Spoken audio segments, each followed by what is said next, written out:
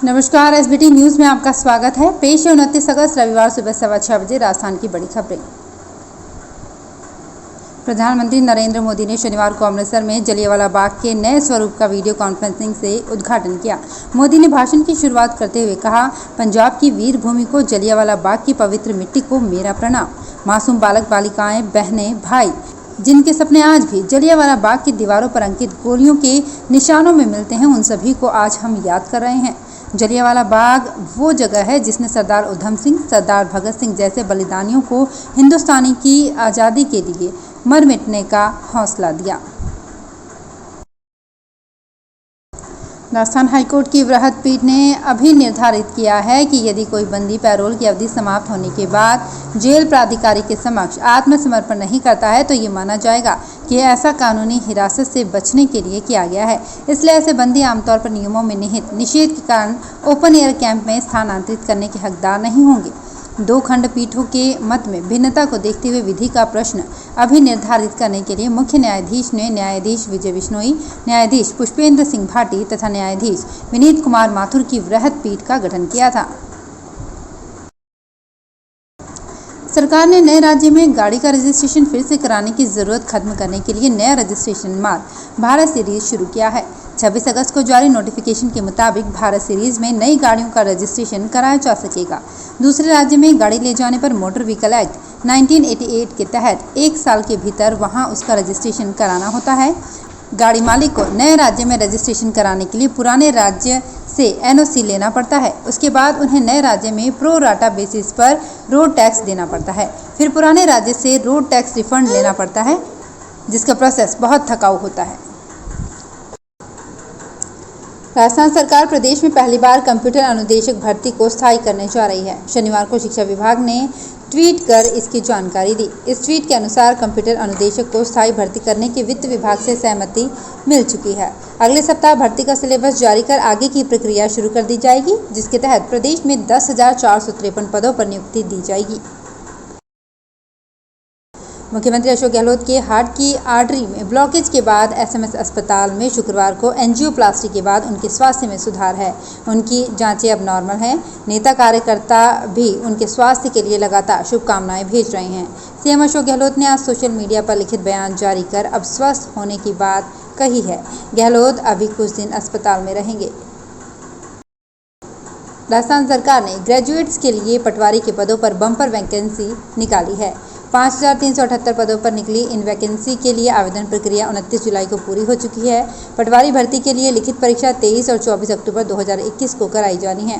परीक्षा संपन्न होने के पहले ही राजस्थान कर्मचारी चयन बोर्ड द्वारा नोटिस जारी करके परीक्षा के नाम में बड़ा बदलाव किया है, जिसके बाद अब पटवारी भर्ती 2019 को पटवारी भर्ती 2021 के नाम से जाना जाएगा।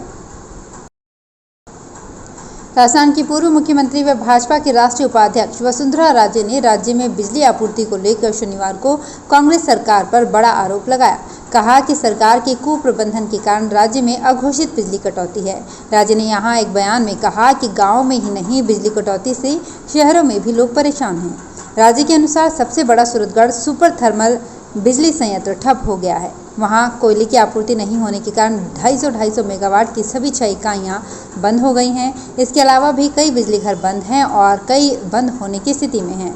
राज्य में बिजली संकट पैदा हो गया है। राजस्थान में जिला परिषद और पंचायत समिति सदस्यों के लिए दूसरे चरण के तहत 6 जिलों में रविवार को मतदान कराया जाएगा। मतदान सुबह 7:30 से शाम के 5:30 बजे तक होगा। राज्य निर्वाचन पीएस मेहरा ने बताया कि दूसरे चरण में 28 पंचायत समितियों के लिए 1680 उम्मीदवार चुनावी मैदान में अपनी किस्मत आजमाएंगे।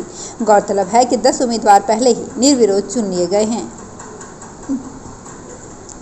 राजस्थान सरकार द्वारा सभी स्कूलों को फिर से खोलने की मंजूरी देने के बाद कोटा में कोचिंग संस्थान 1 सितंबर से खुलने जा रहे हैं। बहरहाल कोचिंग संस्थानों ने छात्रों में कोरोना वायरस फैलने से रोकने के लिए कई सुरक्षा मानकों की घोषणा की है। ये जानकारी संस्थान के मालिकों ने दी। उन्होंने बताया कि छात्रावासों एवं मेस में बायोमेट्रिक उपस्थिति के बजाय रजिस्टर के माध्यम से उपस्थिति दर्ज होगी, जिसमें बुखार जैसी बीमारी के लिए कॉलम होगा और उन्हें नियमित चिकित्सा देखभाल की सलाह दी जाएगी और चिकित्सा टीम उनकी निगरानी करेगी। केंद्रीय खाद्य मंत्रालय ने शनिवार को कहा कि पश्चिम बंगाल और दिल्ली में भी राशन कार्ड पोर्टेबिलिटी सेवा चालू हो गई है, जबकि शेष 2 राज्यों असम और छत्तीसगढ़ में अगले कुछ महीनों में सेवा शुरू होने की उम्मीद है। इसके साथ अब कुल 34 राज्य और केंद्र शासित प्रदेश एक देश एक राशन कार्ड कार्यक्रम में शामिल हो चुके हैं, जिसके दायरे में अब 75 करोड़ लाभार्थी आ रहे हैं। राजस्थान में मानसून के तीसरे चरण की बारिश का इंतजार आज रविवार को खत्म हो जाएगा। बंगाल की खाड़ी में बना कम दबाव का क्षेत्र रविवार से राजस्थान पर असर दिखाएगा और बड़ी बात यह है कि इस बार पूर्वी और पश्चिमी राजस्थान में अच्छी बारिश होगी। 2 दिन तक हल्की और मध्यम दर्जे की और अगले 2 दिन तक भारी बारिश की संभावना है। मौसम विभाग ने 4 दिन का येलो अलर्ट जारी कर दिया है। प्रतापनगर क्षेत्र में बीती रात चोरों ने आपनी ढाणी के पास स्थित गुगला मगरा में एक गोदाम में सेंधमारी की। उदयपुर डिस्ट्रीब्यूशन हाउस नाम के गोदाम में खाद्य सामग्री सहित रोजमर्रा के काम में आने वाले FMCG उत्पाद को रखा जाता है। चोर गोदाम के पीछे खेत के रास्ते 9 फीट ऊंची दीवार फांदकर लोहे की चादरें काटकर अंदर घुसे। चोर ने 5 लाख नकदी के साथ करीब 30 लाख की सिगरेट चुरा ली। माउंट आबू के सनसेट रोड स्थित ACJM कोर्ट के पास बंदरों के उत्पात के कारण एक कच्चा मकान गिर गया।